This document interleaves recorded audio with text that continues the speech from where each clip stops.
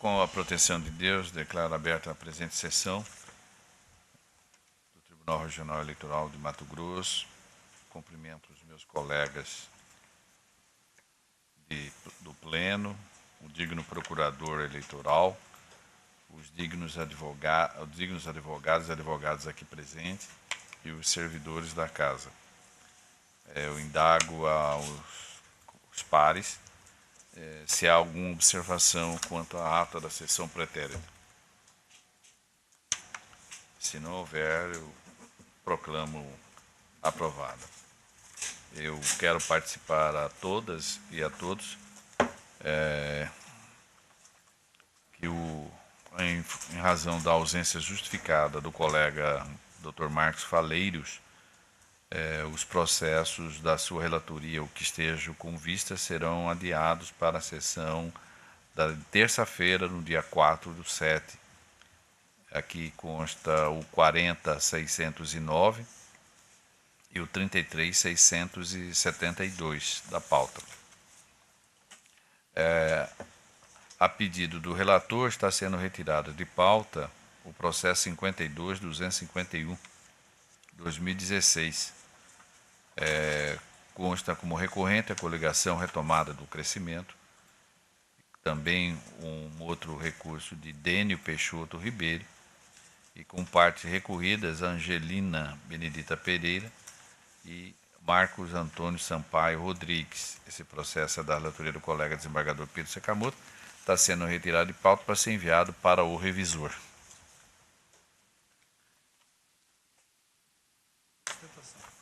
Há um pedido de preferência sem sustentação oral em mesa para julgamento. É um agravo interno, que é o de número 18.362/2016. Um recurso de eleitoral, ação de investigação judicial eleitoral, representação de captação ilícita de sufrágio, abuso de poder econômico, abuso do poder político, autoridade, cujo agravante é Edileuza Oliveira Ribeiro, e a parte agravada é o Ministério Público Eleitoral. Este processo é da relatoria do colega Dr. Paulo César Alves Sodré, que eu passo a palavra. Senhor presidente, trata-se de agravo interno interposto por Edileuza Oliveira Ribeiro em face da decisão que deferiu o pedido de assistência simples do Ministério Público efetuado pelo Partido Social Democrático, PSD, de Guarantã do Norte. A agravante foi candidata a vereadora em Guarantã do Norte e, após ter sido eleita, teve cassado antecipadamente o seu diploma, bem como foi declarado inelegível pelo período de 8 anos pelo juiz da 44ª Zona Eleitoral de Mato Grosso, em sentença prolatada em 26 de outubro de 2016. Referida a sentença ao, entre aspas, reconhecer a prática de abuso de poder político e captação ilícita de sufrágio cometido pela investigada, decretou ainda a nulidade dos votos atribuídos à agravante, bem como determinou nova totalização dos votos proporcionais no município de Nova Guarantã do Norte. Interposto o recurso em face da referida sentença, estando os autos neste tribunal, o PSD formulou pedido de assistência simples. Ouvido a recorrente, a hora agravante e o recorrido, ou Ministério Público Eleitoral, foi deferido o pedido de assistência simples. Ao postular a reforma da decisão que deferiu a assistência simples, a agravante em síntese pondera que, entre aspas, a sentença condenatória em age não anula os votos obtidos por candidato ao cargo proporcional, caso esse esteja com seu registro de candidatura referido na data do pleito, os quais sempre serão computados para o partido, o que decorre do próprio legal.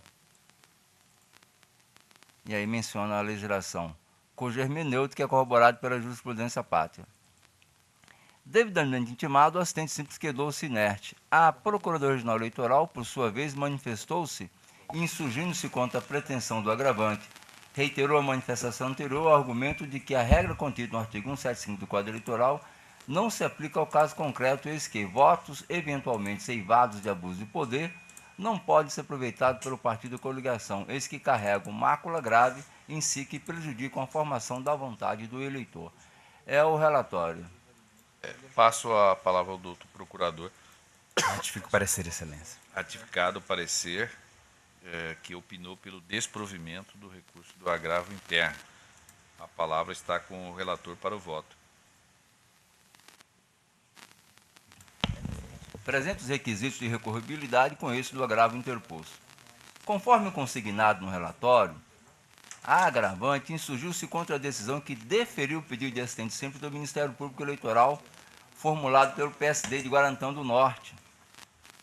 Ao deferir o pedido de assistência simples, endossei a manifestação da Procuradora-Geral Eleitoral e assim decidi. Aqui está a decisão, vou ler apenas parte delas, né?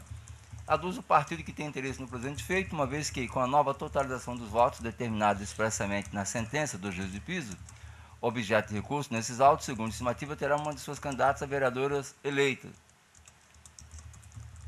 A recorrente se opôs ao pedido alegando falta de interesse de agir pelo fato que não haverá qualquer proveito eleitoral ou processual para agremiação em decorrência de eventual confirmação da condenação, vez que não existe a possibilidade da nulificação dos votos obtidos pela demandada. A Procuradora-Geral Eleitoral se posicionou favorável ao pedido, aduzindo que não haveria como admitir que os votos obtidos por meio de captação ilícita de sufrágio fossem aproveitados pelo partido da candidata recorrente e sua respectiva legenda, pois se isso fosse feito, a legitimidade das eleições também restaria ferida. E complementou a época, né? Palavras do Ministério Público. Logo, considerando que os votos anulados atribuídos à candidata Cassada Edileuza não serão aproveitados pela legenda, mas sim realizado o recálculo do quociente eleitoral e partidário, com implicações na esfera jurídica do peticionante, que pode ter uma de suas candidatas eleitas, resta comprovado o interesse processual, razão pelo qual esse parquê não vislumbra motivo para se opor ao pedido de assistência. Assim, diante do bem lançado parecer ministerial, tomo como razão de decidir os termos nele contido para deferir o pedido de assistência simples. Isso foi o que eu decidi na época, né? Agora, digo eu nesse momento, dois aspectos precisam ser ressaltados. O primeiro é que, de fato, temos duas teses relevantes, a tese defendida pela agravante e aquela defendida pela Procuradoria-Geral Eleitoral. A da agravante encontra amparo tanto na legislação, o artigo 175, parágrafo 3º, 4º do Código Eleitoral, quanto em diversos precedentes do TSE, os quais têm mantido o entendimento que em eleições proporcionais, como é o caso desses autos, a eventual decisão que caça o registro ou diploma após a data das eleições não tem aptidão para declarar a nulidade dos votos obtidos pelo candidato, muito menos para determinar nova totalização dos votos.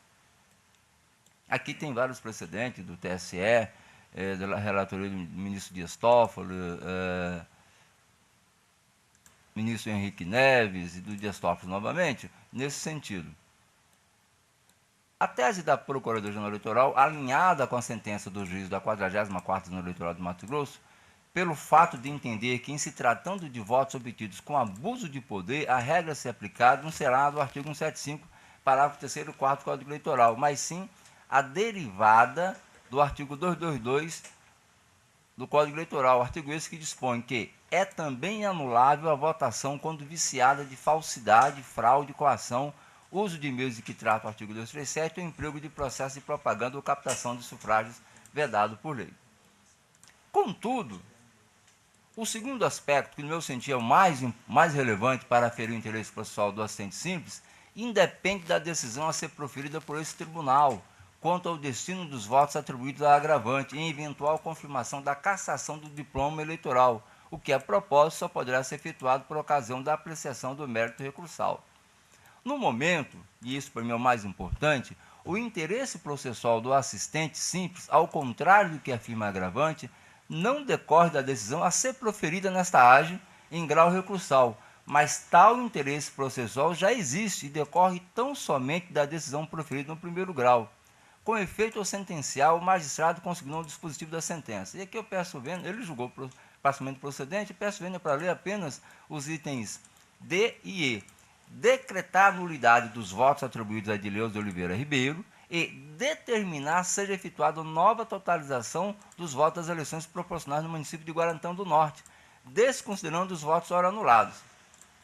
Como se percebe, do dispositivo da sentença, bem ou mal, houve por parte do juiz a decretação da nulidade dos votos atribuídos ao agravante e determinação para nova totalização dos votos.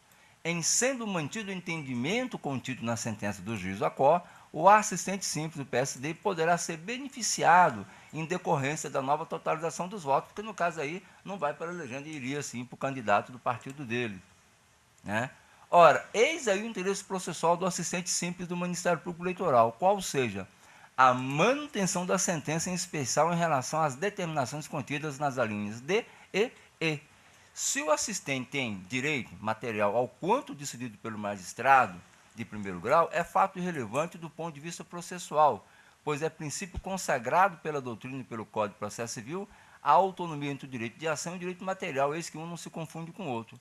Ante exposto com êxito do agravo interno, porém no mérito nego-lhe o provimento. É como voto, senhor presidente. Se bem compreendi, acho que os colegas também, há dois aspectos de argumentação estruturante do presente recurso, né? Um é que ele sustenta a necessidade da reforma da decisão considerando o elemento jurisprudencial pacificado. E outro que não poderia se admitir o assistente simples, né? Porque este não teria interesse. Na verdade, esse interesse decorre, na verdade, da primeira tese, né?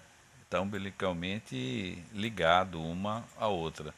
O relator, no juízo de admissibilidade, normalmente da retratação, não retratou-se. Por isso trouxe a esse plenário. E nesse plenário ele argumenta a afastar, quer dizer, os seus argumentos são para afastar essas duas teses, né? Como vota o colega Dr. Rodrigo? Estou de acordo com o relator, senhor presidente. O Dr. José Antônio Bezerra Filho? Também com o relator, presidente. Dr. Ulisses Rabaneda? Senhor presidente, a uma primeira vista, quando do ingresso da ação e o seu não julgamento antes das eleições, fizeram com que o candidato disputasse com o registro deferido.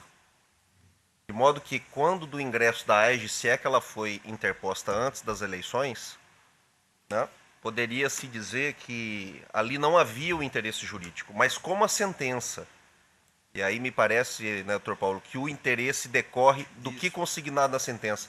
Quando a sentença anula aqueles votos, Tem reflexo o partido ganha né, o interesse. Então não tenho dúvida em acompanhá-lo. O desembargador Pedro Sakamoto? Eu também vou aderir ao voto do ilustre relator, pelos fundamentos expostos com consistência neste julgamento. Eu, com isso, proclamo o resultado. O tribunal, por unanimidade, negou o provimento ao agravo interno nos termos do voto do doutor relator, em consonância com o parecer ministerial.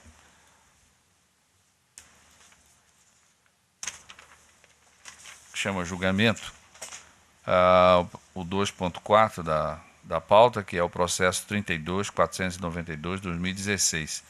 É um recurso eleitoral de uma ação de investigação judicial eleitoral, abuso do poder econômico, distribuição de bens e serviços de Alto Araguaia, da 8ª Zona Eleitoral. Esse é um recurso, aliás, são dois recursos, interpostos, no primeiro momento pela coligação Araguaia Terra de Todos Nós, e no segundo momento por Gustavo de Melo Anicésio. E tem como recorrido Jerônimo Samita, Maia Neto, Ivanilson Vieira de Freitas, Adão Marcos Batista Rezende. Esse processo também é da relatoria do colega Dr. Paulo César Alves Sodré, que me parece tem como único ponto aqui a expurgar a litigância de má-fé, se não me falha a memória. Está com a palavra o doutor relator. Senhor presidente, de antemão já digo que não é só a litigância de má-fé, Cerceamento de defesa também. Não, também eles requerem, inclusive, a revisão do próprio mérito da sentença também. Sim, pois não. Trata-se de recurso eleitoral interposto pela coligação Araguaia Terra de Todos Nós e Gustavo de Melo Anicésio contra a sentença proferida pelo juiz da 8ª Zona Eleitoral, que julgou improcedentes os pedidos constantes na ação de investigação judicial eleitoral proposta em face de Jerônimo Samita Maia Neto, Evanilson Vieira de Freitas Fagundes, Adão Marcos Batista Rezende, Adão da Madeireira e coligação à Força do Povo e condenou o recorrente Gustavo de Melo Anicésio, candidato a prefeito por litigância de má-fé nos moldes do artigo 81 do CPC. Consta da inicial protocolizada pelos recorrentes que o então prefeito Jerônimo Samita Maia Neto e Evanilson Vieira de Freitas Fagundes, Adão Marcos Batista Rezende, estes últimos candidatos a prefeito e vice-prefeito de Alto Araguaia pela coligação A Força do Povo estariam praticando conduta vedada prevista na lei das eleições ao promover a distribuição de bens e serviços à população de Alto Araguaia, Mato Grosso. Referida distribuição seria para beneficiar a campanha dos então candidatos Evanilson e seu vice, por meio de leis que foram sancionadas pelo então prefeito Jerônimo Samita Maia Neto, todas com dispêndio injustificado e ilícito de recursos públicos que totalizaram R$ 530 mil, tais como a campanha Cidade Sem Dengue, Quem Ganha Você, distribuição gratuita e ilegal de televisores. B. Campanha de entrega de cobertores em ausência de calamidade pública, de estado de emergência ou de programas sociais autorizados em lei e já em execução orçamentária no exercício anterior. C. Distribuição de prêmios em comemoração ao Dia das Mães com participação pessoal do candidato Evanilson. D. Realização do casamento comunitário com doação de presentes, compra de flores e pagamento de despesas com cartório. E. Contratação de shows artísticos para o Festival Náutico e o Festival Cultural, gasto ilegal de recursos públicos na ordem de R$ 340 mil. As folhas, o magistrado, após a manifestação dos requeridos, afirmou que vejo como grande probabilidade de ser o caso do inciso 1 do artigo 355 do CPC, que seria julgamento antecipado da lei, e determinou a remessa dos autos ao Ministério Público Eleitoral para que se manifestasse. Em sua manifestação, o Ministério Público Eleitoral, de primeiro grau, informou que instaurou, em 13 de abril de 2016, o procedimento extrajudicial para acompanhar e fiscalizar o cumprimento do artigo 73, parágrafo 10 da Lei 9.504/97, entre aspas, sendo que tal procedimento foi devidamente arquivado em razão do município de Alto Araguaia apresentar a comprovação de que os programas sociais que comportavam a doação foram devidamente autorizados em lei e eram ações executadas pelo município de forma continuada. E B. Requereu o julgamento antecipado da lide com a improcedência dos pedidos. As folhas, consta a sentença que, ao optar por julgar antecipadamente a lide, julgou improcedente os pedidos constantes da inicial e condenou o requerente Gustavo de Mello Aniceto Júnior em litigância de má-fé, pois, como membro do Legislativo Municipal, não só tinha conhecimento da previsão legal para a prática das ações sociais combatidas, como também teve ativa participação na produção da legislação que deu origem às ações sociais. Em sua peça recursal, alega os recorrentes preliminarmente a nulidade da decisão singular por cerceamento do direito de produção de provas, haja visto que o magistrado julgou a causa sem ouvir as testemunhas arroladas e sem deferir as provas documentais requeridas em tempo e modo próprios.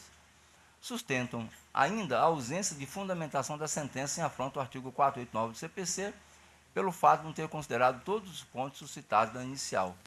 Quanto à condenação por litigância de má-fé, aduzem que não foi indicado sequer qual fora a conduta praticada com má-fé processual, as quais encontram-se previstas no rol do artigo 80 do CPC, sustentando não terem agido de forma temerária com a ausência de veracidade dos fatos, pois o próprio Ministério Público abriu procedimento para apuração de supostos ilícitos referente ao dispositivo de lei em questão.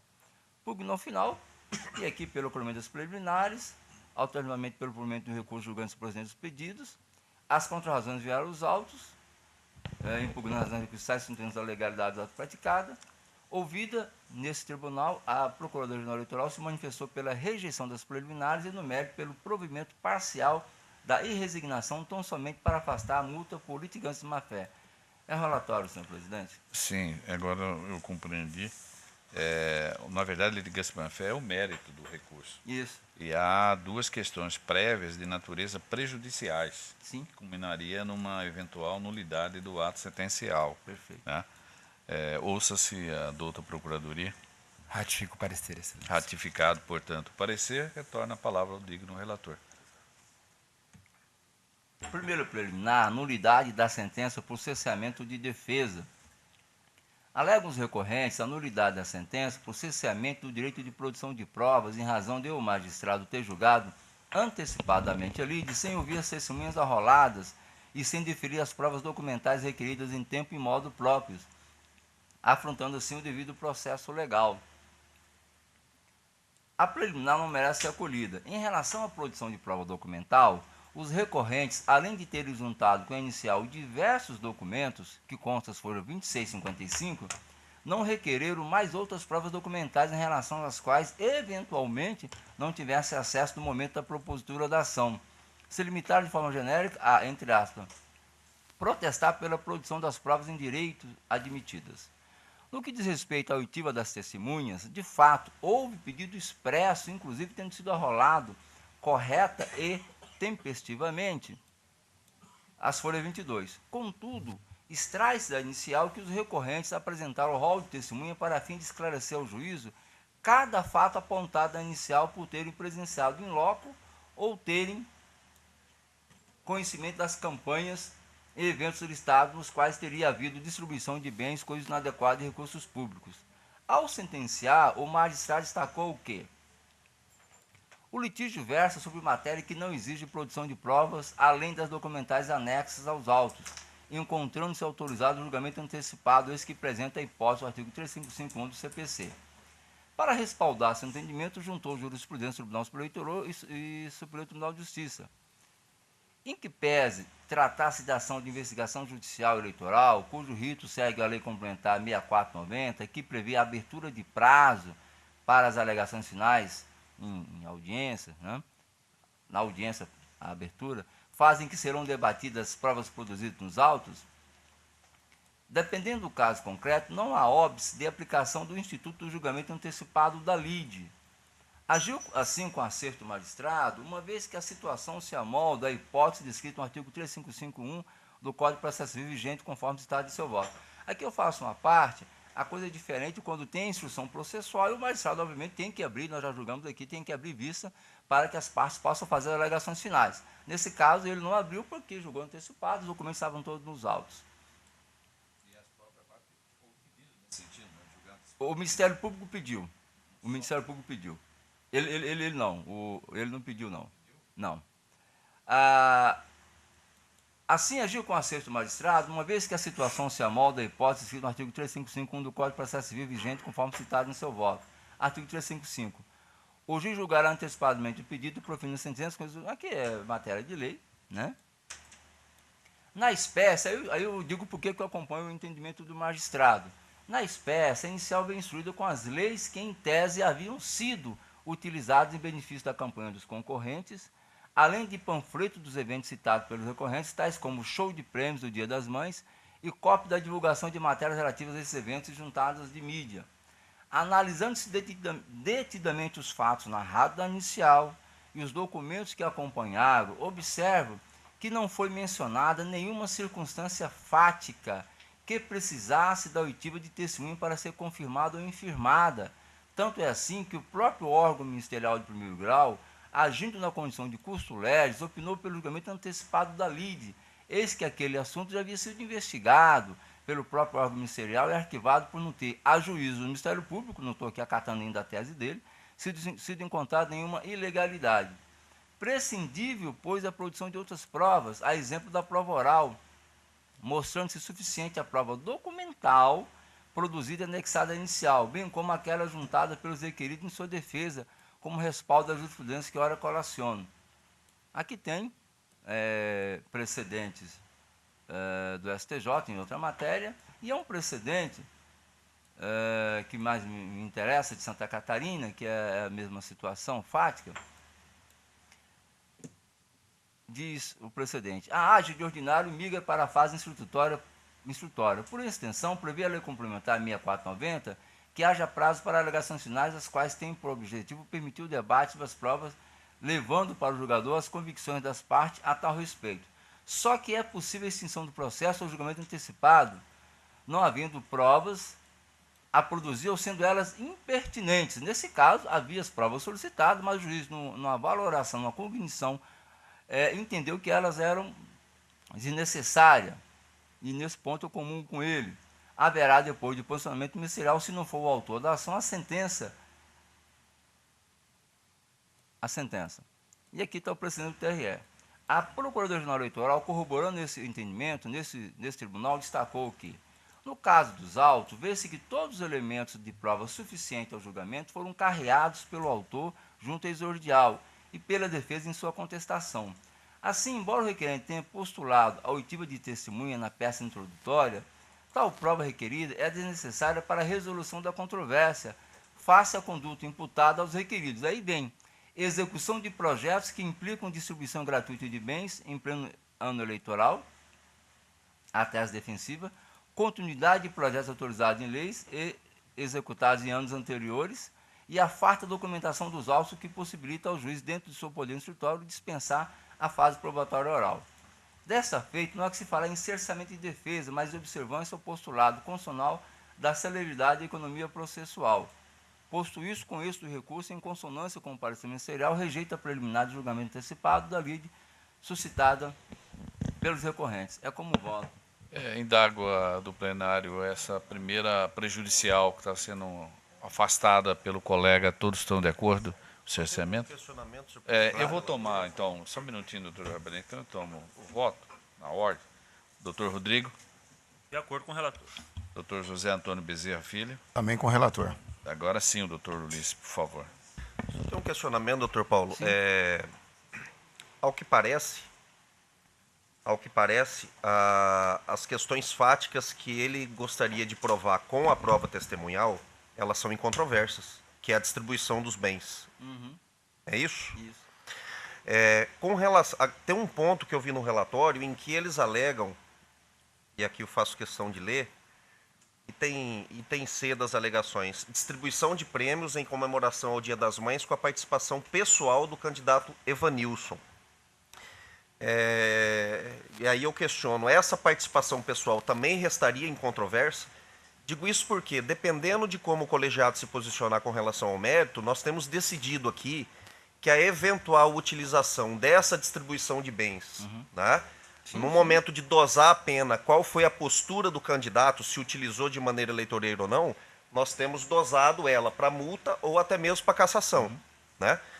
Agora, se a participação dele também for incontroversa, eu não veria motivo algum realmente para produzir essa prova testemunhal. A observação de Vossa Excelência é pertinente. Eu me detive exatamente nesse detalhe, e aí não tem como eu antecipar um pouquinho o mérito.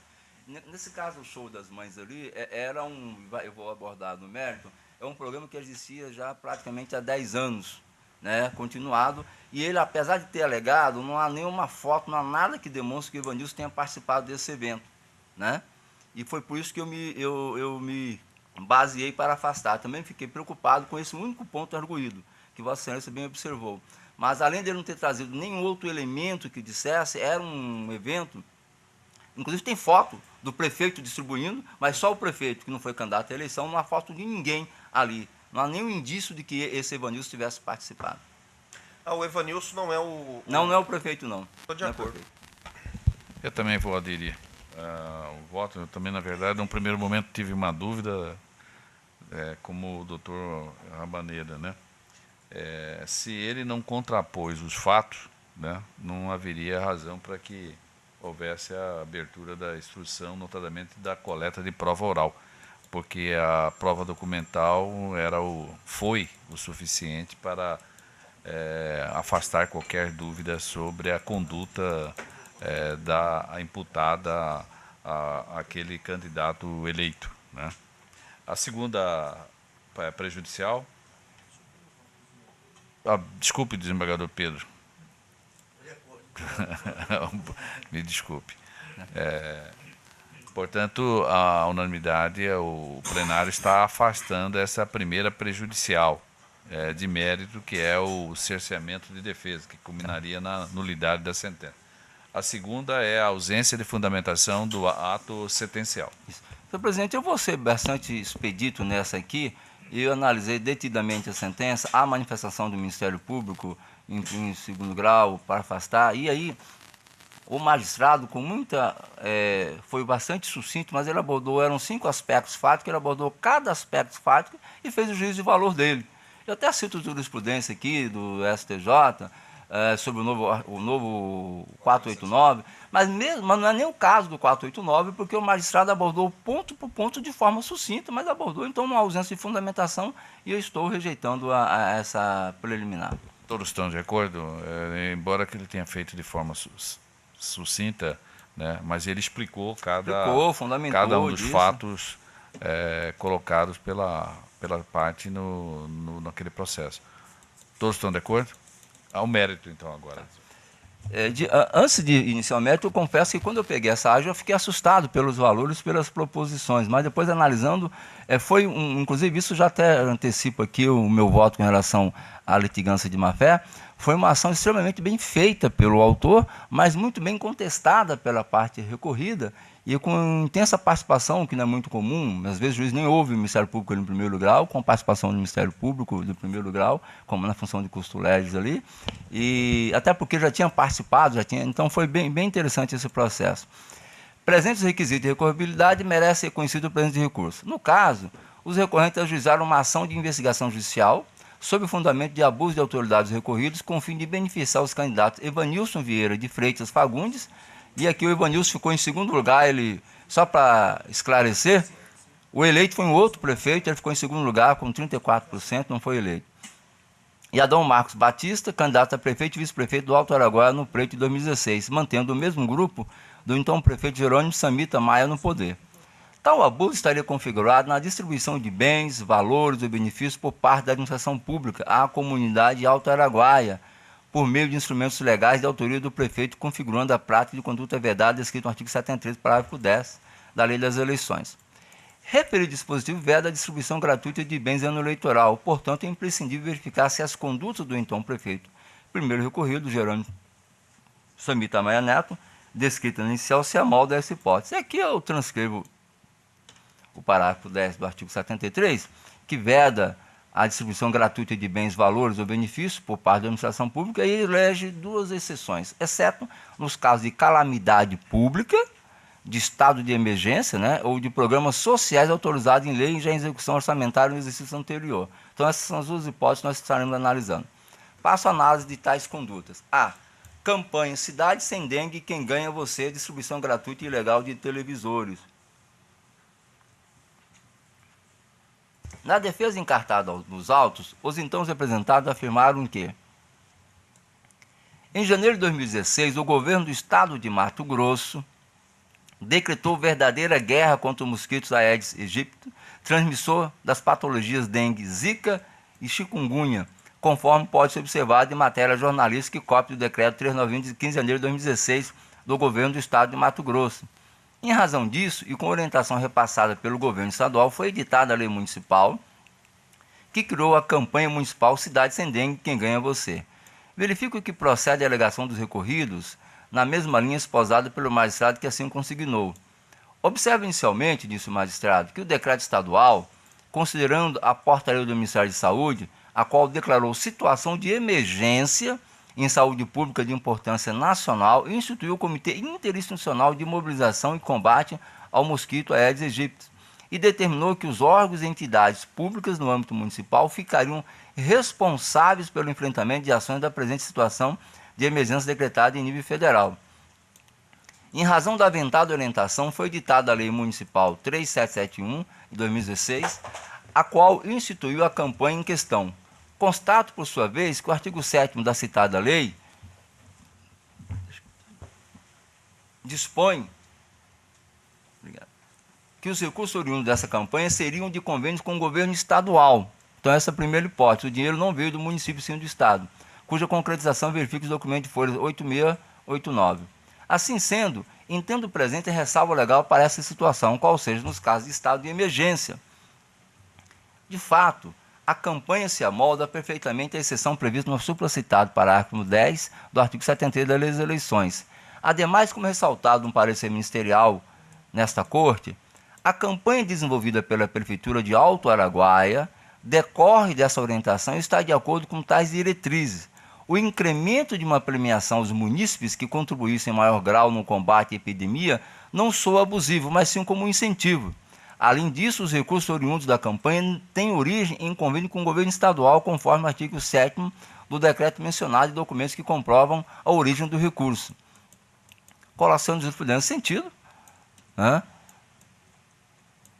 Fico excepcionado de vedação legal as doações feitas nos casos de calamidade pública, de estado de emergência ou de programas sociais autorizados em lei já em execução orçamentária do interior da eleição. Aqui tem o estado de calamidade. Por outro lado, não há nenhum registro de que o prefeito, primeiro recorrido, tenha tentado associar sua imagem ou de aliados ao nome da prefeitura na execução de tais programas, nem tampouco distorcido o propósito dos programas sociais. Assim, não há que se falar em conduta vedada ou abuso de poder político e econômico em relação a esse fato. Nesse caso aqui, a única coisa que poderia, o Ministério Público já ressalvou muito bem, foi a distribuição. Mas os recursos foram todos do Estado. E é muito comum nessas campanhas de dengue esses incentivos para que as pessoas participem, né? Campanha de entrega de cobertores. Há dúvidas do recorrente que essa campanha se deu com a ausência de calamidade pública, de estado de emergência ou de programas sociais autorizados em lei e já em execução orçamentária no exercício anterior. Também não merece prosperar tais alegações, pois há nos autos documentação suficiente a demonstrar que essa prática vinha de exercícios anteriores, estando em sua 16ª edição. Então havia 16 anos que era feita essa campanha, fazendo parte, inclusive, do calendário municipal, exemplo das leis aqui que eu menciono, que autoriza o Poder Executivo Municipal a aquisição de 4.000 cobertores doados, isso em 2008 já. Lei 2009, que cria no município de Alto Araguaia o projeto Aquecer e dá outras providências. E a Lei 3.600 de 2015, que autoriza o Poder Executivo Municipal a adquirir cobertores para a campanha Cobertor Solidário. Eu fiquei curioso e fui dar uma olhada no Google e lá a altura da cidade é 690, 700 metros acima do nível do mar. E ali perto da Serra da Petrovina, talvez, e mais ao sul do estado de Mato Grosso, quase na fronteira, na fronteira com Goiás. Talvez por isso essa tradição de doar cobertores todos os anos, né? E para o exercício de 2016, conforme documentação juntada pelos recorrentes, foi editada a lei em questão no mesmo modo daquela, 2015, autorizando a aquisição de cobertor para a campanha Cobertor Solidário. Afastada também a conduta em pauta. Distribuição de prêmios em comemoração ao Dia das Mães com participação pessoal do candidato Ivanilson, que ele dizia lá, doutor Rabaneda. Em documentação juntada pela defesa, fica comprovado que a distribuição de prêmios em comemoração à referida data festiva ocorre no município desde 2006 com autorização legal. Nos panfletos anexados à inicial, alusiva a essa comemoração, tá, as folhas 35 e 36, não se constata nenhuma referência à candidatura de quem quer que seja, nem quaisquer termos que pudesse remeter às eleições. Das imagens do evento extraído do sítio eletrônico da Prefeitura, que está a folha 37 e 40, há um número considerável de pessoas que estaria no local no momento da premiação, mas sem nenhum indício de destaque a candidato ou às eleições. Portanto, deve ser rejeitada a acusação dos recorrentes em relação à prática de conduta vedada, pois recorrido também em relação a esse ponto. É mais uma campanha que tinha 10 anos na cidade. Realização do casamento comunitário com doação de presentes, compra de flores e pagamento de despesas com cartório. A esse respeito, consulta a sentença. Aqui também a defesa demonstra ser caso de ação continuada à Secretaria de Assistência Social tendo sido realizada, inclusive no ano de 2015, havendo ainda previsão legal para o ano de 2016. Nessa mesma atuada, concluiu a Procuradoria Regional Eleitoral. Com efeito, há demonstração inequívoca nos autos que a campanha de entrega de cobertores, distribuição de prêmios em comemoração ao Dia das Mães e o custeio de casamento comunitário são programas sociais executados a longa data de maneira continuada pela Prefeitura de Alto Araguaia, existindo expressa autorização legal e previsão orçamentária para o custeio. Então, aqui sem grifos nos originais. Comungo de tais entendimentos, uma vez que os autos comprovam que não há como concluir de maneira diversa. Há mais de 10 anos que havia essa campanha lá. Contratação de shows artísticos para o Festival Náutico e o Festival Cultural, gasto ilegal de recursos públicos na ordem de R$340 mil. Ao contrário do que faz parecer os recorrentes, não se trata aqui de shows promovidos em época eleitoral para beneficiar determinado candidato ou vedado showmício. Trata-se de shows artísticos realizados em eventos tradicionais do município, como no caso do Festival Náutico, 20ª edição, Festival Cultural, 19ª edição, como se constata das leis e demais documentos juntados às folhas 135 e 49. São eventos que promovem a integração entre a comunidade local e a circunvizinha, amoldando-se igualmente ao conceito de programa social comunitário, como assinalado no parecer ministerial. Aliás, os próprios recorrentes demonstram ter ciência desse fato. Olha o que disseram os recorrentes. Apesar de não desconhecer a realização dos eventos em anos anteriores, conforme o conto inicial, o que chama a atenção é a quantidade de eventos autorizados de lei pelo prefeito, que apoia o candidato em plena campanha eleitoral. Releva notar que alguns desses eventos foram estabelecidos em gestões anteriores, conforme se afere da lei 1497 de 2003, que dispõe sobre a contratação de show artístico para o 7º Festival Náutico e 6º Festival Cultural. Então, desde aquela época já tinha, né? Não há que se falar, pois em conduta vedada também nesse caso. Vê-se, portanto, que nenhum dos apontamentos dos recorrentes imputados do recorrido pode ser colhido. E para corroborar essa conclusão, colaciono parte da sentença que acrescenta outro dado relevante nesse sentido. Aqui há um outro dado, eu tinha colocado, eu acho que houve uma perca entre a minha minuta e da assessoria, que eu vou acrescer aqui. Em Cáceres, cidade onde eu trabalhei já, é muito comum esse tipo de evento, festival de pesca. Só que lá é no Rio Paraguai e lá é no Rio Araguaia, que é Alto Araguaia, a fonte ali, onde é nascedouro do Rio Araguaia. Então é muito comum esse tipo de eventos. Da bacia amazônica. Embora de lá... Vê-se, portanto, que nenhum dos apontamentos recorrentes, imputados e recorridos, pode ser colhido. E para corroborar essa conclusão, colaciono parte de sentença que acrescenta outro dado relevante nesse sentido. Só além da parte. Sendo que tal procedimento foi devidamente arquivado em razão do município de Alto Araguaia apresentar a comprovação de que os programas sociais que comportavam a doação foram devidamente autorizados em lei e eram ações executadas pelo município de forma continuada.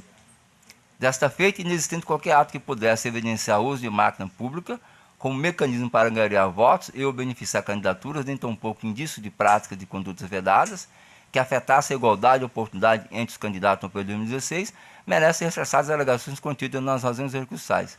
Só reforçando que, óbvio, que dictam que o candidato que ele apoiava ficou em segundo lugar, o outro ficou com 64%, ele com 36%. Então, né? Da litigância de má-fé. Consta da sentença a condenação do recorrente Gustavo de Mello Anicésio por litigância de má-fé constatada nos termos do artigo 81 do CPC, mediante a obrigação de indenizar as partes requeridas pelos prejuízos que sofreram e arcar com os honorários advocatícios e com toda a despesa que tenham efetuado, valores a serem verificados quando de sua liquidação. Subtensos os recorrentes que não foi indicado sequer a conduta praticada com má-fé processual, as quais encontram-se previstas no rol do artigo 80 do CPC, e que o fundamento utilizado pelo juízo para a condenação não é suficiente para a citada condenação, aduzindo que o recorrente condenado não agiu de forma temerária ou com ausência de veracidade dos fatos. O aludido fundamento expressa a sentença para a condenação em pauta constou dos seguintes termos. Aí vem a fundamentação do magistrado.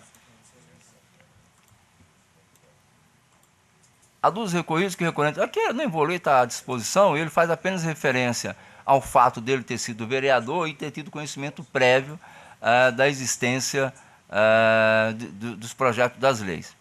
Digo eu, o Instituto da Litigância de Má-Fé tem previsão no artigo 80 do vigente Código de Processo Civil, que aqui está disposto. Com efeito, no caso, o fato do recorrente Gustavo de Mello Anicésio ter conhecimento de que todas as ações sociais apontadas como condutas vedadas tratavam-se de continuidade de programas sociais desenvolvidos no município de Alto Araguaia, com a devida previsão legal para tais atos, uma vez que era membro do legislativo local, que teria aprovado as referidas leis, não se mostra motivo suficiente para a condenação que lhe for imposto. Portanto, nesse ponto, entendo que o magistrado não andou bem em sua decisão, haja visto que nenhuma das condutas descritas no supracitado artigo 80 do Código de Processo Civil foi apontada para respaldar esse capítulo na sentença. E aí trago a manifestação ministerial, que eu acho pertinente. A Procuradoria se manifestou no seguinte sentido. Por fim, consigne-se que a ação de investigação judicial possui justamente a finalidade de apurar eventuais transgressões pertinentes à origem de valores pecuniários, abuso do poder econômico, político ou dos meios de comunicação. Os requerentes trouxeram à apreciação dos juízes fatos que, em tese, poderiam configurar condutas ilícitas, né? O simples fato do representante Gustavo de Mello ter ocupado o cargo de vereador do município em questão não serve como fundamento suficiente para justificar uma litigância de má-fé, notadamente quando a ação se baseia em motivos embasados e bem delineados. Feitas essas considerações, entende a Procuradoria que houve mero exercício do direito subjetivo à ação, devendo se afastar da condenação por litigância de má-fé, infligida ao recorrente Gustavo de Mello, sob pena de desestimular uma postura fiscalizatória dos candidatos e partidos políticos. E aqui acho que foi muito feliz a Procuradoria Eleitoral no seu parecer. Assim sendo, deve-se afastar da condenação imposta ao recorrente Gustavo de Mello Anicésio. Posto isso, em harmonia com o parecer ministerial, com êxito do recurso e, no mérito, nego-lhe provimento. Dou-lhe provimento parcial para afastar a litigância de má-fé. A litigância de má-fé.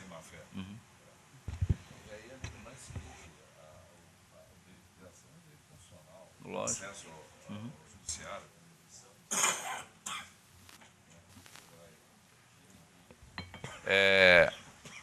Todos estão de acordo? Vamos lá, doutor Rodrigues, de acordo. Doutor Zé Antônio. É interessante, desembargador Márcio, que essa questão colocada em Alto Araguaia é recorrente em todas as zonas eleitorais. Todos os juízes se veem nessas as condutas vedadas do artigo 73 de 9.504. Sempre, às vésperas das eleições municipais, você se depende com esse tipo de fato em concentrações de grandes ações dos prefeitos, o candidato a candidato, com relação a essas matérias. Evidentemente que isso traz a fiscalização de todos, indistintamente o vereador ali, embora também conhecedor, agiu, acho que com presteza, em zelar, ajudar e fiscalizar. Evidentemente que eu acompanho o voto do relator. Doutor Abaneda. Senhor presidente, eu ouvi atentamente o voto do relator e apenas uma preocupação sobre um determinado ponto me chama a atenção, com relação ao show artístico. Nós julgamos aqui 2 casos, um da relatoria do Dr. Rodrigo, um da relatoria do Dr. Pedro Sakamoto. Um deles foi o caso de Sinop, em que a prefeitura arcou com um show. No entanto, a candidata naquele momento não teve uma participação expoente, nós aplicamos apenas a multa. No outro caso, foi relatado pelo desembargador Pedro Sakamoto, que foi de Mirassol do Oeste, onde houve o patrocínio de um show pela prefeitura. Esse show acabou ocorrendo depois das eleições, mas nós, naquele momento, identificamos que tinha um panfleto que vinculava diretamente o candidato à reeleição àquele show. Então, nós concluímos naquela oportunidade, pelo menos a princípio, de que a contratação desses shows pela prefeitura, né, não se enquadrava nessas exceções. É evidente que cada caso concreto vai ter as suas nuances. Se aconteceram em outros anos, se esses shows podem ser considerados, conforme, né, a exceção legal, um programa social, um programa social, né? Então, apenas para confrontar esses 2 casos com esse caso concreto, para eventualmente não incidir aí nenhuma incoerência entre esses julgados, eu vou pedir vista dos autos apenas para fazer essa conjunção. Para colaborar com Vossa Excelência, também tinha pensado nisso. A grande diferença, como eu acabei de dizer aqui, é que se trata de 19 anos que fazem essa festa lá. O show Náutico tem 19 anos, por isso que eu até cobrei da minha assessora aqui agora, que eu tinha feito essa parte no voto, em que se assemelha muito com a cidade de Cáceres, em que você tem, todo ano você tem festival lá. E isso, embora o prefeito, coloque dinheiro, você movimenta toda a economia da cidade, com turista, com hotelaria, tudo. Então, isso eles fazem para valorizar a cultura. Então claro, mas eu pensei naquele caso, mas eu nem mencionei porque são fatos distintos. Naquele caso de Sinop, por exemplo, era uma festa da UFMT, bancada pela prefeitura, que uma coisa não tinha nada a ver com a outra. Você lembra muito bem, observou naquela época como pedido de vista. Nesse caso aqui, o Festival Náutico tinha na sua 19ª edição e o Cultural em sua 17ª edição. Ou seja, então, todo ano se repetia desde 2003. Com shows. Sempre com show, sempre com festa, sempre com tudo isso ali. Né? Então, era um padrão do município. Senhor presidente, frente a esta colocação do doutor relator, exatamente por ficar evidente agora para mim que são muitos anos, né, e pela análise que fez, desde logo então verifico que há uma distinção entre as situações, o que me tranquiliza, e então o senhor vai aderir o voto do relator? Adiro o voto do relator. Desembargador Pedro Sakamoto. Realmente naquele caso foi feita aquela festa no ano eleitoral, diferente desse caso que foi nada mais uma continuidade, né, desse festejo que já era tradicional na cidade. Portanto, não tem dúvida em acompanhar o doutor relator. E agora, inclusive, me lembrando, senhor presidente, naquele caso em que o desembargador Pedro Sakamoto foi o relator, se não me engano, foi feito também tinha esse dado relevante que nós entendemos, uma conjunção entre um evento particular e um evento realizado pela prefeitura. Foi feito, então, um evento único e que foi custeado também, a prefeitura acabou custeando uma parte desse evento particular. Me parece que também tinha essa peculiaridade. Então, proclama o resultado, o tribunal, por unanimidade, rejeitou as prejudiciais, tanto a de cerceamento de defesa e a nulidade de sentença por ausência de fundamentação, enquanto o mérito proveu parcialmente nos termos do voto do relator e afastando, portanto, a litigância de má-fé, e está em consonância também com o parecer ministerial. Na sequência, em mesa para julgamento, o processo da pauta 2.5, que é o 5123,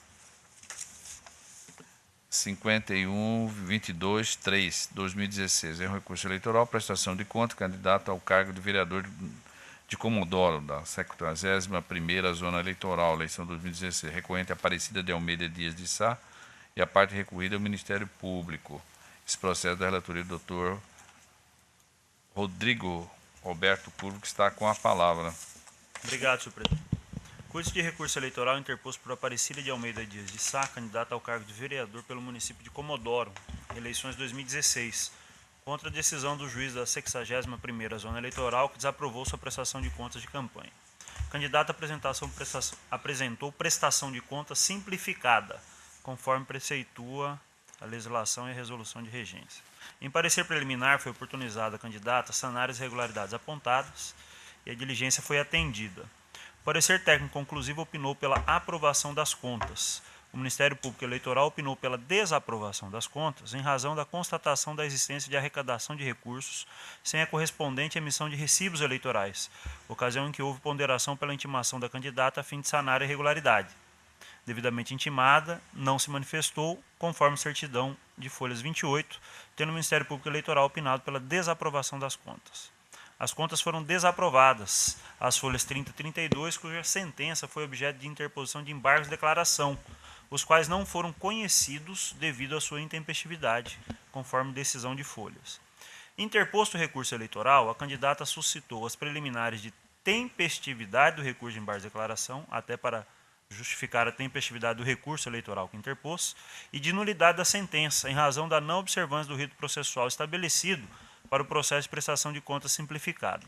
Subsidiariamente, pediu a reforma da sentença para que as contas fossem aprovadas com ou sem ressalvas. Contra razões ministeriais, tendo sido arguida preliminar de intempestividade do recurso eleitoral e no mérito pelo desprovimento do recurso. A Procuradoria Regional Eleitoral opinou também pelo não conhecimento do recurso eleitoral devido à intempestividade e no mérito pelo seu desprovimento para que seja mantida a sentença recorrida. É o relatório, senhor presidente. Ouça-se adulta a Procuradoria Eleitoral. Ratifico o parecer, excelência. Ratificado o parecer, o relator para examinar o pressuposto recursal da intempestividade de recurso. Senhor presidente, obrigado mais uma vez por me passar a palavra. Para não delongar, eu informo que eu estou acolhendo a preliminar de intempestividade do recurso suscitado pelo Ministério Público Eleitoral. Para não conhecê-lo, eu só quero fazer alguns esclarecimentos. Como afirmado, a sentença foi objeto de recurso de embargos de declaração. Contudo, esses embargos foram apresentados, a meu ver, fora do prazo e também é o entendimento esse do juiz sentenciante, na medida em que ele não conheceu dos embargos de declaração pela intempestividade. A parte recorrente interpôs os embargos de declaração valendo do e-mail, do correio eletrônico. E o fez no último dia do prazo, às 21h03, e eu estou reconhecendo aqui, e até citando um precedente recente desta corte, relatado pelo desembargador Pedro Sakamoto, para ser mais exato, no dia 27 de junho, que foi essa terça-feira. Não há previsão, isso eu busquei até nas secretarias desta corte, não há regulamentação para a utilização do e-mail como forma de protocolização de recursos, seja no primeiro grau, seja no segundo grau. Não é possível a aplicação analógica da lei do fax, até porque ela mesma estabelece formas de fazê-lo. Então eu estou entendendo que, de fato, a interposição dos embargos de declaração não foi tempestiva lá no primeiro grau, correta a decisão do juiz que não conheceu e embargos não conhecidos não interrompem o prazo para interposição do recurso eleitoral, de modo que eu estou acolhendo o preliminar de intempestividade do recurso eleitoral suscitado pela douta Procuradoria para não conhecer Todos do estão de recurso. acordo? O tribunal, a unanimidade, não conheceu do presente recurso, em razão da sua intempestividade, em consonância também com o parecer ministerial. Só pedindo desculpa, senhor presidente, não havia liberado aqui o sistema, mas em resumo é isso. Processo em mesa, o 45.907/2016, é um recurso eleitoral, prestação também de contas da zona eleitoral do Alto Taquari, que coincidentemente tem eleição deste final de semana. O recorrente Ivan Marion de Borba, e há um parecer pelo acolhimento da preliminar de cerceamento de defesa para cassar a sentença, portanto, reconhecendo o erro improcedendo, e é da relatoria do colega Dr. Rodrigo Curvo, que está com a palavra. Senhor presidente, mais uma vez eu vou pedir licença a vossas excelências para resumir desde o relatório, e se não houver alteração no parecer da douta Procuradoria, eu já quero antecipar, na medida em que estou mais uma vez baseado em precedente dessa corte, recentemente acolhida, e também suscitado pelo voto relatado pelo eminente desembargador Pedro Sakamoto, já está liberado, no sentido daquelas prestações de contas simplificadas em que não há observância do que diz a lei para a conversão para o rito ordinário. Essa é uma arguição recorrente da douta Procuradoria Regional Eleitoral, tendo esse plenário acolhido em casos bem recentes, de modo que eu estou acolhendo, senhor presidente, esta preliminar, em que se argue questão prejudicial, para acatar a questão prejudicial de nulidade por cessamento de defesa para anular a sentença e determinar o retorno dos autos à 8ª zona eleitoral para que o feito seja levado à apreciação do magistrado, objetivando haver deliberação acerca da necessidade ou não da conversão do feito em rito ordinário, com a consequente notificação do recorrente, caso a decisão seja no sentido positivo. Eu estou votando nesse sentido, senhor presidente. A Procuradoria? Ratifico o parecer, excelência. Ratificar o parecer. A questão me parece que ficou bastante clara para todos aqui, né? Todos estão aderindo ao voto do colega, que está acolhendo a prejudicial de cerceamento de defesa, por consequentemente a anulação da sentença, e determinando a devolução dos autos ao juízo de piso para que dê regular prosseguimento. É isso que é a conclusão do voto. Proclama o resultado, o tribunal, por unanimidade, acolheu a prejudicial de nulidades por cerceamento de defesa nos termos do voto do relator, em consonância com o parecer ministerial.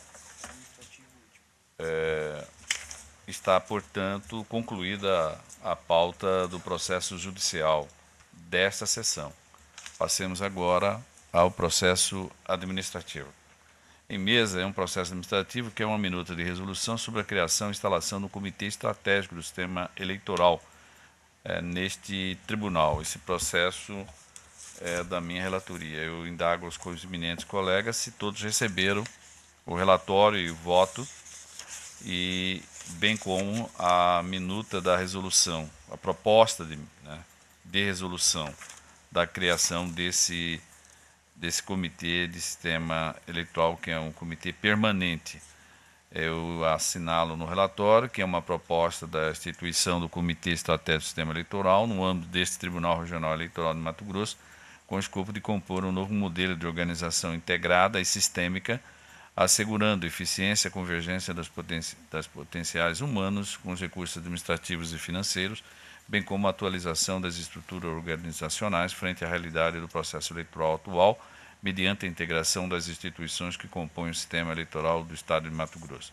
A instalação e desenvolvimento das atividades do aludido comitê serão pautados pelo projeto de criação e instalação do Comitê Estratégico do Sistema Eleitoral, rotulado assim, cujo teor segue em anexo, o qual destaca o seguinte tópico: problema. O problemas preliminarmente identificados, fragmentação e separação de decisões e de ações na atuação de instituições que organizam, garantem a segurança e executam o processo eleitoral.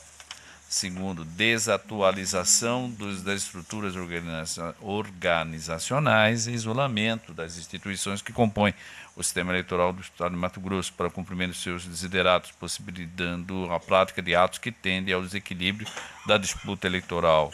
Terceiro, a mácula do descrédito dos serviços públicos prestados pelo sistema eleitoral quanto ao combate dos ilícitos eleitorais. Objetivos específicos estão aqui grafado, que estabelece os seguintes objetivos específicos, sendo que as ações para a concretude dos mesmos serão objeto de debate pelo próprio comitê. Primeiro, planejar e desenvolver estruturas organizacionais articuladas entre si, de modo a alinhar o sistema eleitoral à prestação de serviço à sociedade. Promover a atualização sistêmica que viabilizem a prestação de serviço público administrativo e judiciário com responsabilidade, eficiência e transparência. Fortalecer a imagem do agente público, adquirindo a confiança do eleitor. Friso por oportuno que o comitê será constituído no início por este tribunal, o Ministério Público Federal e a Polícia Federal, sendo facultado aos seus membros a possibilidade de agregação de outras instituições parceiras, buscando o realinhamento do sistema eleitoral de maneira integral e sistêmica que viabilize a prestação dos serviços administrativos e judiciários, com responsabilidade, eficiência e transparência, visando melhor servir à sociedade, uniformizar as decisões políticas, bem como fortalecer a imagem do agente público para ter a confiança do cidadão eleitor. Essa é a síntese do presente projeto, e aí eu venho um voto, encaminho o voto no sentido de aprovar essa minuta que está anexo, que todos devem ter recebido. É assim que eu voto. Consulto o desembargador Pedro Sakamoto, doutor Paulo César. De acordo. Doutor Rodrigo. De acordo, senhor presidente. Doutor José Antônio Bezerra. De acordo, presidente. Doutor Ulisses Rabaneda. De acordo, presidente.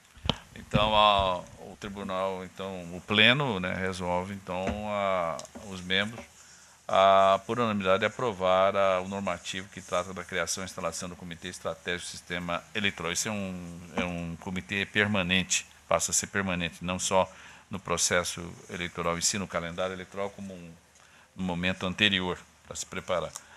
Doutor, então, o senhor já está ciente da criação e o Ministério Público faz. Já conversei, fui até Brasília.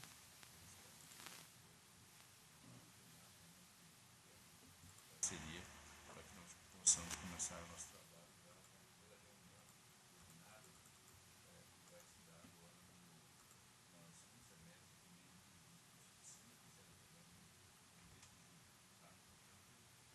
Não havendo mais nenhuma matéria a ser levada à apreciação deste plenário, eu declaro encerrada. E passemos agora a um outro momento, que é o momento onde vai dar o start, né, oficial da implantação do PJE, como estava previsto no calendário. É um período de experiência, portanto, vai ser facultativo aos advogados, aos jurisdicionados, né, em optar já por esse sistema do PJE ou ainda na forma física. E até um certo período, posteriormente, ele estará em atividade plena, né?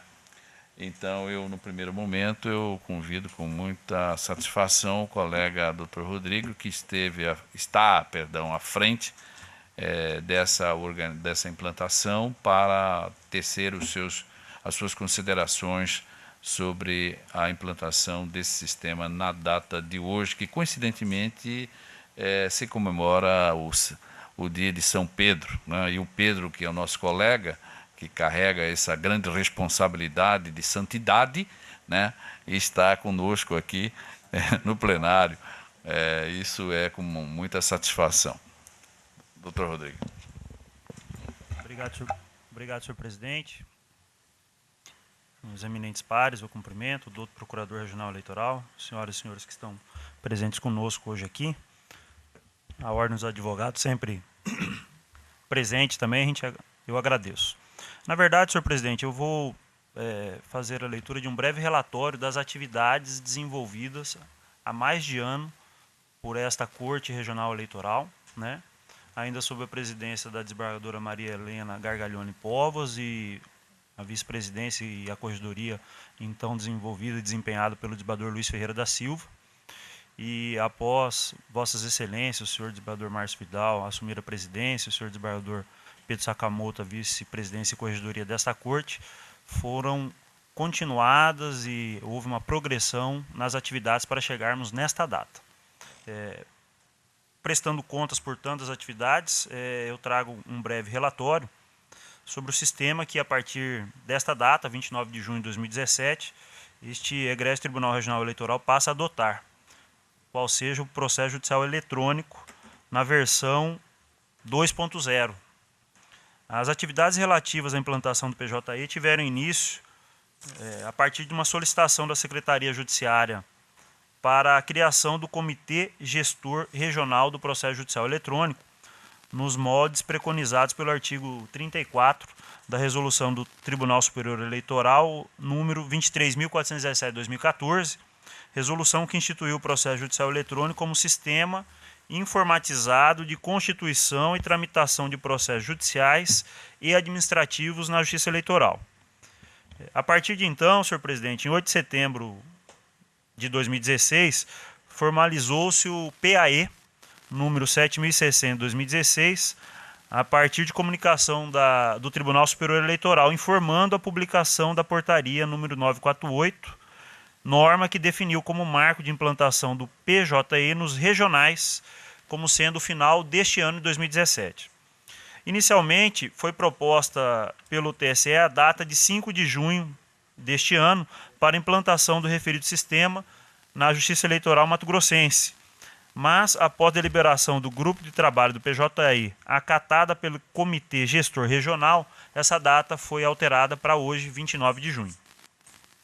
Nesse período, foram realizadas inúmeras e diversas atividades que permitiram a realização do PJE neste Tribunal Regional Eleitoral, conforme registrados tanto pelo Grupo de Trabalho do PJE quanto pelo seu Comitê Gestor Regional, dentre as quais registro as seguintes atividades. Inicialmente, uma visita técnica ao Tribunal Regional Eleitoral de Goiás, porque é importante que conheçamos aqueles que estavam à nossa frente naquele momento e que já haviam vivenciado as dificuldades e desafios para a implantação do sistema. Em seguida, houve a contratação da certificação digital, a ferramenta que permite a efetiva assinatura dos documentos produzidos no âmbito do sistema. Foram realizadas inúmeras visitas para troca de experiência junto ao Tribunal de Justiça de Mato Grosso. E aqui destaco, ele justificou a impossibilidade de comparecer, o colega juiz de direito e auxiliar da presidência, Dr. João Tiago Guerra, que está à frente, junto à alta administração daquela corte, na implantação já há mais tempo do PJE no âmbito estadual. E foram inúmeras as visitas técnicas, atravessando a Avenida Historiador Rubens de Mendonça, para, no Palácio da Justiça, conhecermos a realidade e as dificuldades também do nosso Tribunal de Justiça mato-grossense. Foi instalado um grupo de trabalho, senhor presidente, para operacionalizar as atividades práticas do PJE nesta corte. Houve, em seguida, a proposta pela Secretaria Judiciária de minuta de normativo para disciplinar a implantação do PJE, e essa minuta resultou na resolução, por deliberação desse tribunal, de número 2011-2017. Houve a instalação do Comitê Gestor Regional do Processo Judicial Eletrônico como uma instância de supervisão e validação das atividades desenvolvidas por essa corte visando essa implantação. Por decisão acatando sugestão das instâncias deliberativas, o doutor presidente desta corte permitiu a vinda da doutora Simone Batalha, secretária judiciária do TSE, para mais uma atividade de demonstração do que viria a ser o sistema de processo judicial eletrônico a ser implantado nessa data. Houve a instalação e a inauguração por esta corte da sala de treinamento do processo judicial eletrônico, que está em funcionamento e disponível tanto para os usuários internos quanto para os usuários externos, para a capacitação e uso do sistema, ou seja, uma sala de treinamento. Inúmeras atividades de capacitação dos usuários internos do PJE, inclusive elas foram realizadas até a data de ontem, com participação intensa dos servidores, inclusive com a colaboração de colegas servidores de outros tribunais. Atividades de configuração e testes dos ambientes de treinamento, homologação e produção do PJE.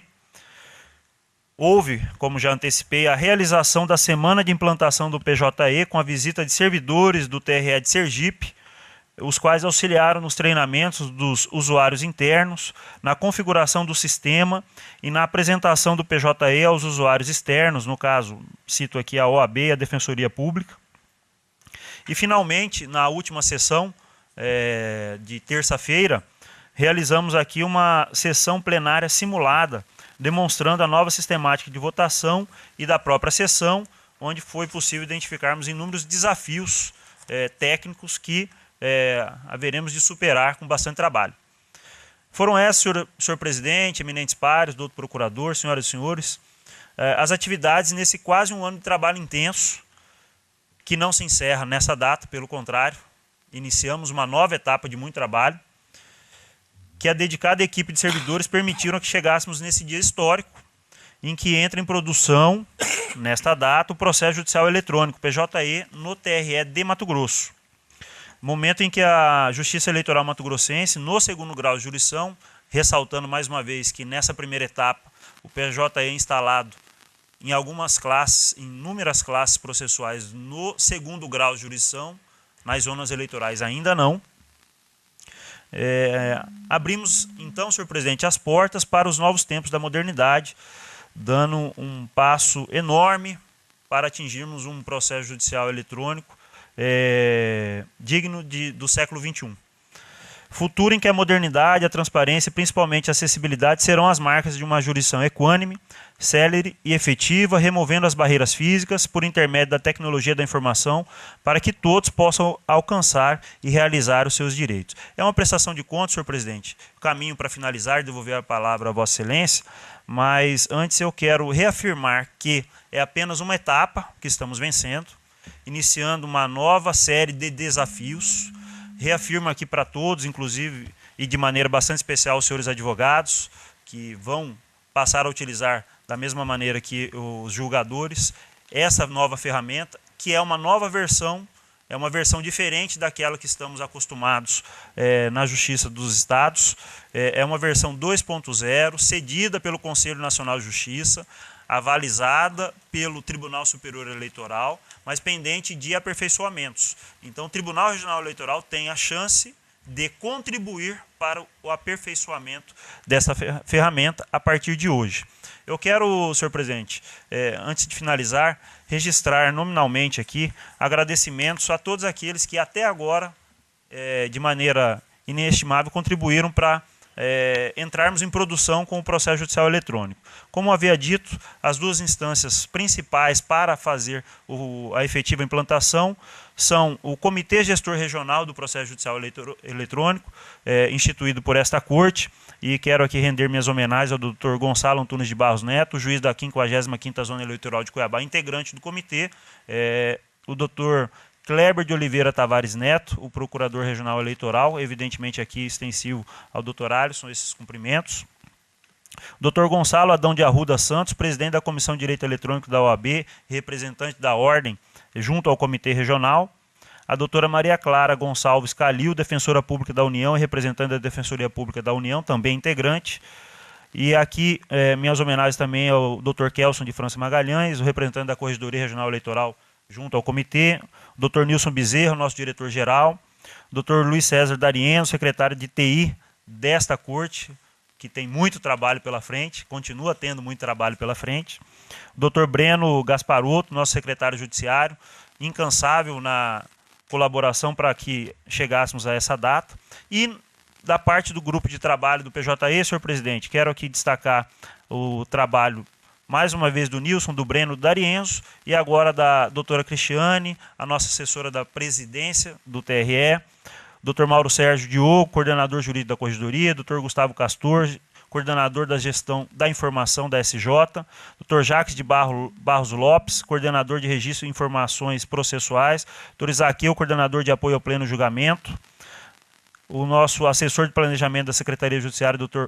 Weber Andrade, o coordenador de soluções corporativas do Tribunal, Frankilânio Soares, coordenador de infraestrutura computacional, Carlos Henrique Cândido, assessor de planejamento da STI, Salomão Fortaleza, o Dr. Ubiratã Andrade, assessor do meu gabinete, que também integra o grupo de trabalho, e o Dr. Lídio Modesto da Silva Filho, nosso colega, juiz de direito e auxiliar da presidência dessa corte. Senhor presidente, quando a gente nomina, a gente corre o risco de deixar de lado a citação expressa de muitos, mas em nome dessas pessoas que citei, eu quero reafirmar o meu agradecimento, porque sem a participação intensa dessas pessoas que citei e de todos os demais que colaboraram, não chegaríamos nessa data, vencendo uma das etapas, como disse, e reafirmando a necessidade desse empenho contínuo da Corte e de todos que fazem com que ela exista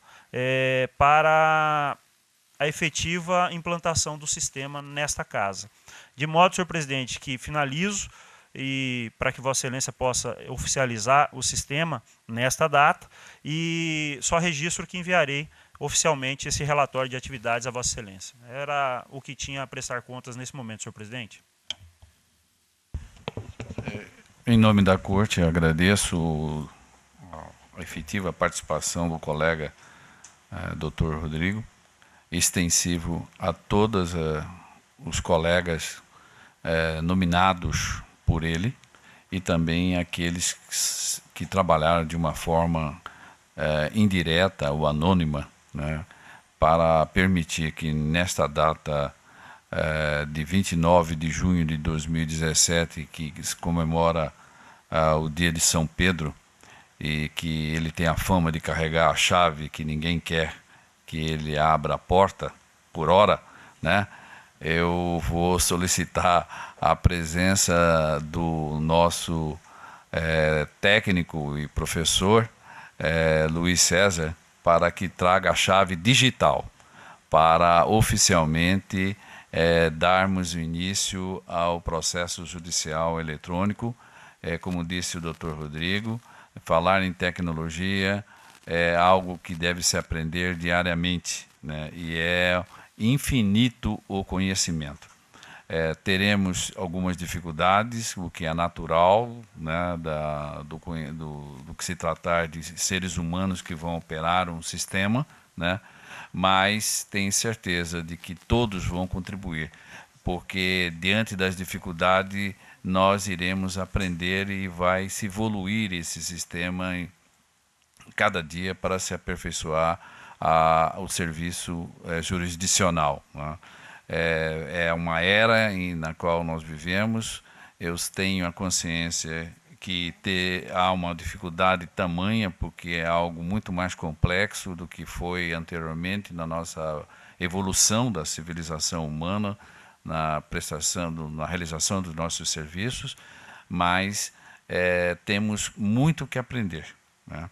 E teremos um período em que ele ficará em estágio probatório, né, até que ele ganhe a sua titularidade plena, que vai ser no mês de setembro, né? E aí sim, doravante, todas as petições endereçadas a este tribunal serão eletronicamente. Implicará com isto, não tenho dúvida, numa mudança de tarefas, né, diárias da nossa vida. E isto, obviamente, tem um pano de fundo mais importante, que é a otimização do nosso trabalho, né? Então, eu peço então ao auxiliar do Santo Pedro que traga a sua chave digital e dê o início a esse sistema do processo judicial eletrônico. Do som lá no fundo, por favor, mostre no site do TRE para que todos possam ver na TV. Existem 2 links para o PJE. Pode descer um pouquinho. 2 banners. Um banner maior embaixo, do PJE lá, mais embaixo. Pode clicar nesse link de baixo, por favor. Esse link maior que está embaixo do PJE, clica nele. ele vai mostrar uma página com a documentação do sistema, ou seja, tem todas as resoluções, as portarias, todos os normativos que regulamentam a matéria e explicações em sistemas que auxiliam no acesso ao sistema. Pode voltar na página, por favor? Pode voltar. E na página inicial também do TRE, existe um outro banner escrito lá PJE, então embaixo do DJE tem o link PJE. Quando clica ali, vai abrir direto o sistema. Pode clicar, por favor? Não vai conseguir abrir nesse momento, porque o sistema não está operante. A operação do sistema depende da autorização que vai ser dada agora pelo presidente do tribunal e com o auxílio do nosso colega Luiz César D'Arienzo Alves.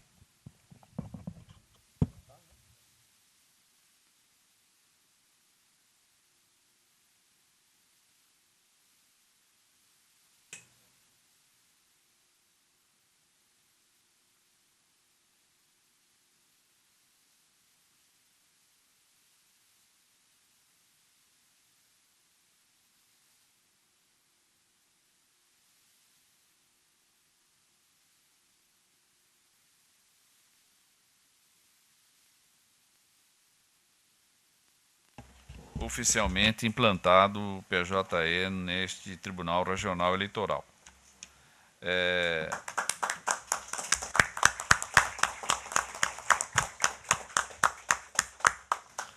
Doravante, senhores advogados, o júri já estão aptos até 11 horas e 59 minutos e 59 segundos de hoje para, se assim entenderem, se valer de qualquer uma ação prevista no sistema constitucional e infraconstitucional. O sistema já está no ar, desembargador. Sim, o sistema já está no ar, está operando.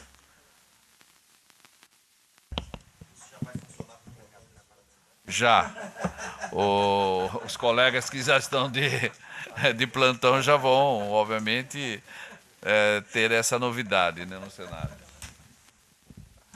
Então, portanto, eu agradeço a presença dos servidores da casa, do advogado aqui presente, também representante do partido, né? E os colegas também aqui do Tribunal Pleno. Isso é um momento em que é importante na história dessa instituição e também desses valorosos colegas que estiveram à frente e que permitiram que, nesta data, fizesse essa oficialização, né, da implantação desse sistema. Todos estão de parabéns e que continuem animados e com bastante inteligência e criatividade para enfrentar também as dificuldades que, com certeza, elas terão. Meu muito obrigado a todos. Está encerrado, portanto, a presente sessão.